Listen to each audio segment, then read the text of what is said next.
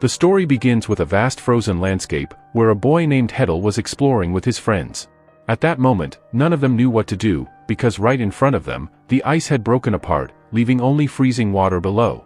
On a floating piece of ice lay their toy, and without it, they couldn't play. Someone had to retrieve it.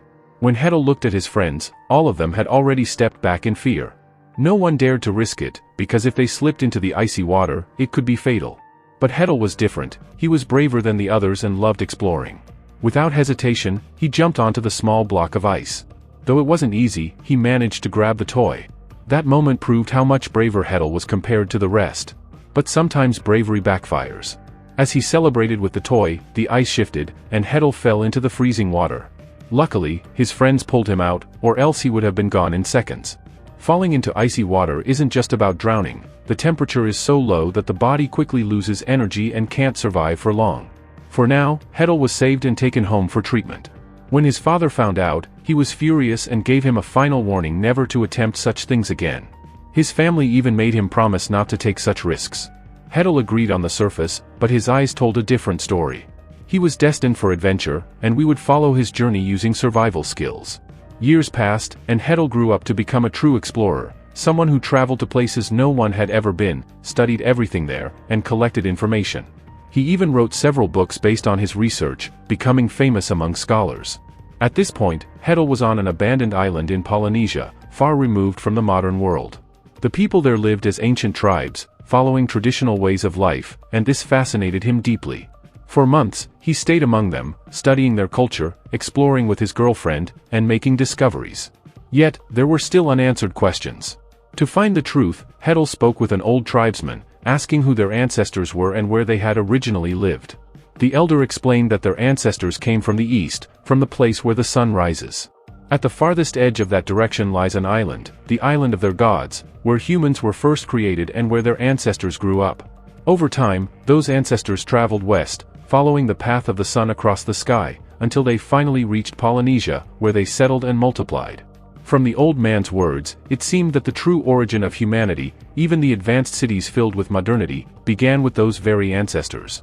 Because those ancestors possessed techniques that would be impossible to recreate today, Hedel and his girlfriend listened intently to every word. It was all new knowledge for them. To prove his point, the old tribesman took Hedel deep into the forest. After hours of walking, they reached a cave where an ancient statue, crafted by their ancestors, still stood.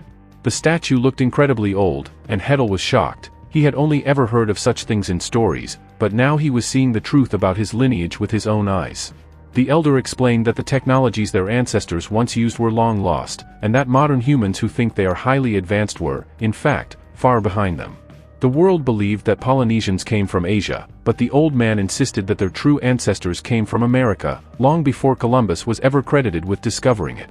According to him, their ancestors had crossed the ocean and settled on the island, a fact the modern world had never uncovered.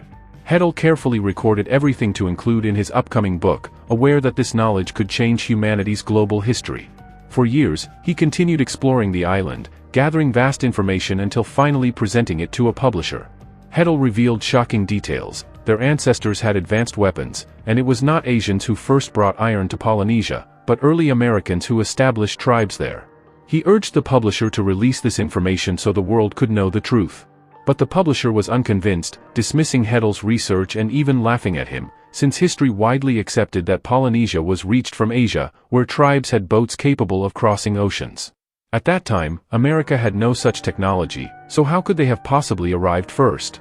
Hedel countered that his ancestors had no ships but reached the islands on a simple wooden raft.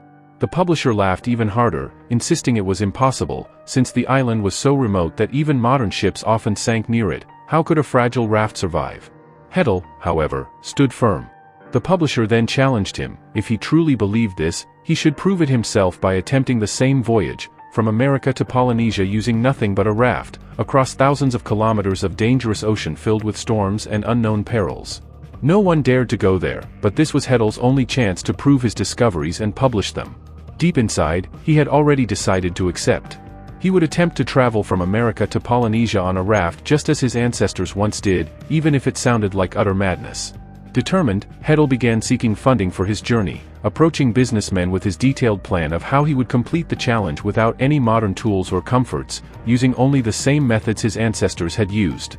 But after hearing his proposal, most businessmen simply laughed at him.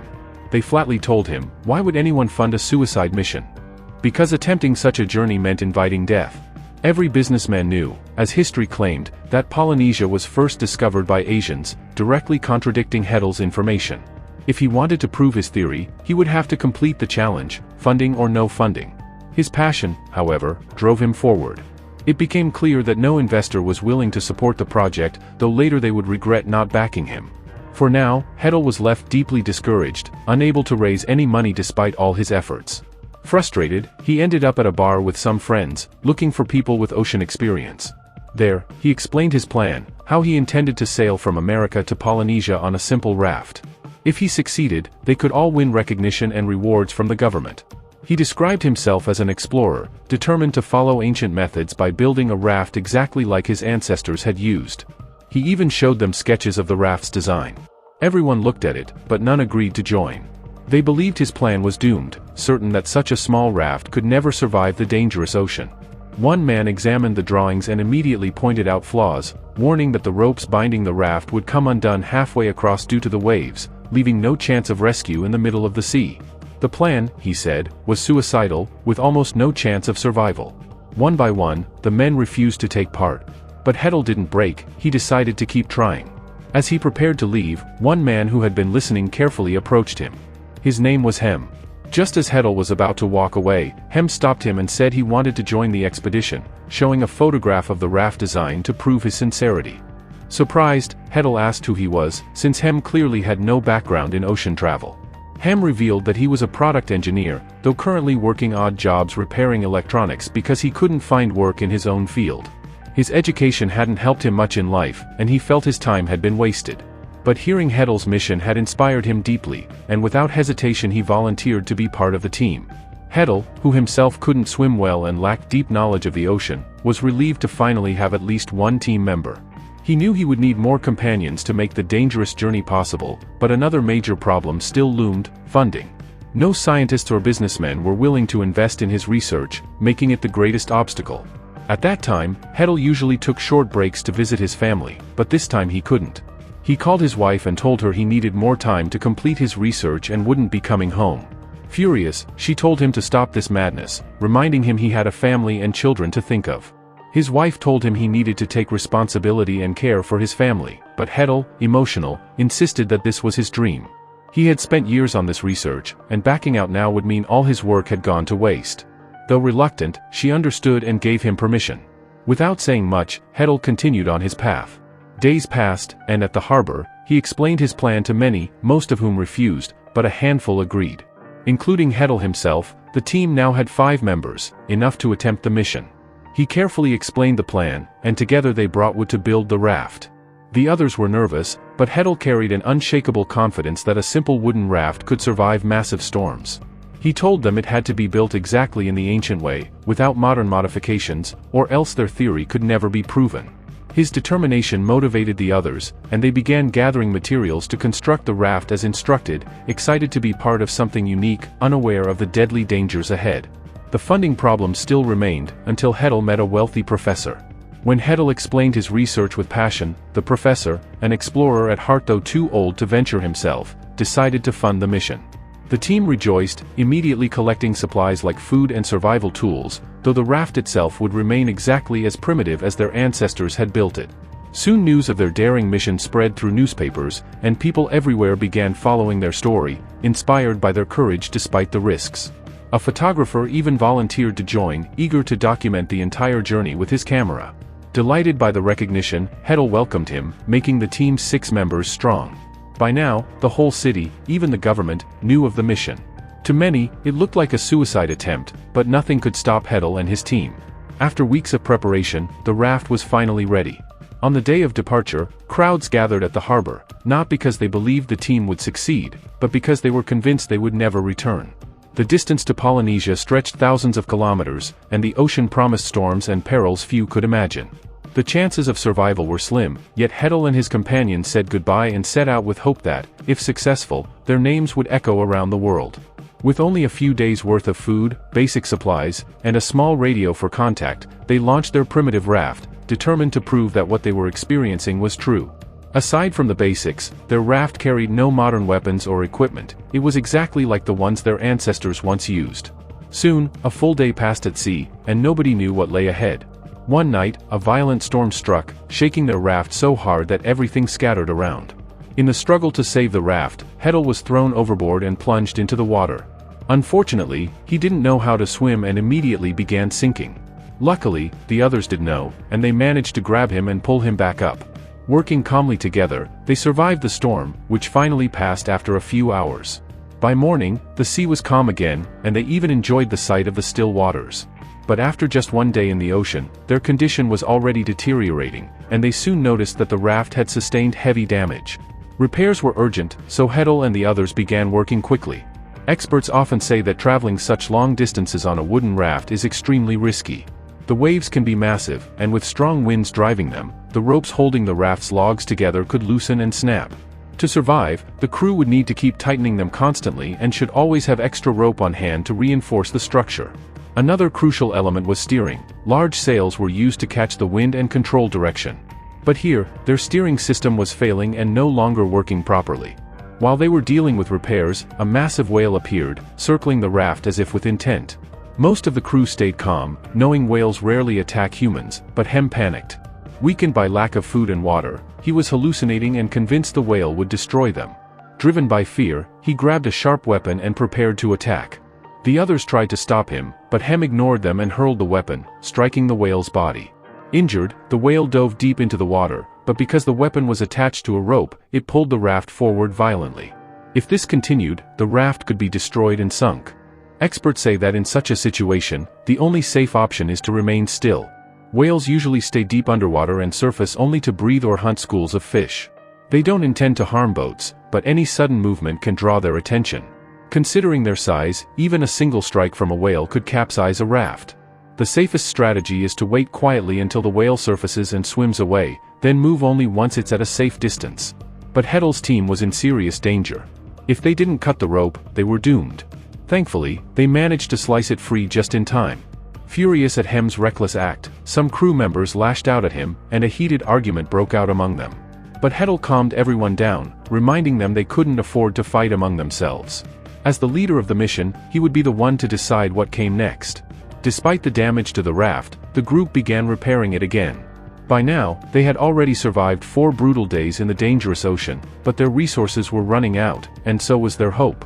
At the very least, they should have reached halfway by now, yet there was still no sign of progress. Hem's mental state was clearly deteriorating, and things got worse when they discovered their only functioning radio signal was now dead. That meant no contact with the outside world. Hem was the most unstable, hallucinating that the raft was falling apart, convinced the ropes binding the logs were loosening and that their deaths were certain. His panic spread fear among the others.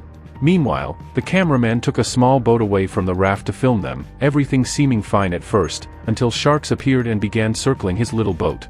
Just as one was about to attack, Hedel and the others noticed and quickly pulled the cameraman back to safety. Without them, he would have been killed. Now, sharks surrounded the entire area.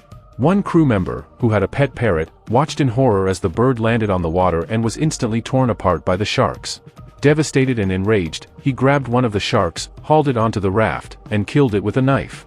But this was a deadly mistake. Blood spilled into the ocean, drawing an entire frenzy of sharks beneath their raft. Hem was terrified, rushing to a box filled with steel wires. He suggested reinforcing the raft with them, but Hedel refused, reminding everyone that their mission had to be completed using only ancient methods. He threw the steel wires away, insisting they stick to tradition. While still arguing, Hem slipped and fell into the ocean. The sharks rushed toward him, but the others managed to pull him back just in time. That near-death experience finally shook Hem into realizing his constant panic was endangering everyone. He apologized sincerely to the group for his reckless behavior. By now, Hedel and his team had been stranded in the ocean for an entire month, and still there was no sign of the island they were aiming for. Frustration grew, and one crew member suggested they might be going in the wrong direction. He argued they should stop and change course, but Hedel insisted they stay the path, convinced they were heading the right way. Though exhausted and hopeless from dwindling resources, the team reluctantly trusted him. Everyone silently feared death, hoping at least it would come quickly. Despite their doubts, they had chosen this mission against all advice, and now it seemed like everything was lost. But one day, a crew member spotted something on the horizon, a distant island. It could be the very destination they had been searching for. A wave of joy and renewed hope swept through the team. For the first time in weeks, they believed survival was possible. Their radio system suddenly began working again, allowing them to send a message in another language announcing that they were finally nearing the island. The news spread quickly throughout the city, and everyone was stunned because they knew this mission was considered impossible. How could Hedel and his friends possibly reach their destination on just a fragile raft? If they succeeded, it would rewrite history as people knew it. As Hedel and his companions continued their journey, they spotted birds in the sky, an unmistakable sign that land had to be nearby. Following that direction, they finally reached an island, and to their luck, it turned out to be the very one they had been searching for, the Polynesia island. But their greatest challenge still lay ahead. The waves near the shore were ferocious, crashing violently against massive rocks, threatening to destroy the raft and drown them all. They had no choice but to figure out a way through. Hem, the engineer, suggested a plan. Once the waves struck the rocks, they would lose much of their force. If they positioned their raft behind a wave and dropped stones tied with rope into the water to anchor themselves, the wave would break apart against the rocks, giving them a safer chance to push forward. The group agreed, and when a massive wave approached, they put the plan into action, lowering stones with ropes to steady the raft. For a moment, it worked, the raft held in place. But then disaster struck. The rope snapped under the force of the water, and the raging waves carried the raft straight toward the shore. The raft shattered badly, breaking apart in the chaos. Somehow, through sheer luck and determination, the crew managed to swim and crawl onto the shore alive. At last, after months of hardship and uncertainty, they had completed their mission. Joy and triumph lit up their faces. Everyone, including the government, had doubted them, believing the journey was impossible. But the bravery and persistence of these 6 men proved otherwise. This exploration confirmed that Polynesia was not discovered by Asians but by Americans, a revelation that changed history itself. Their names were inscribed in golden letters, forever remembered. And it's important to note, this story is based on real events. These 6 men truly endured this extraordinary journey, and the raft they built was entirely real. That's where our story ends.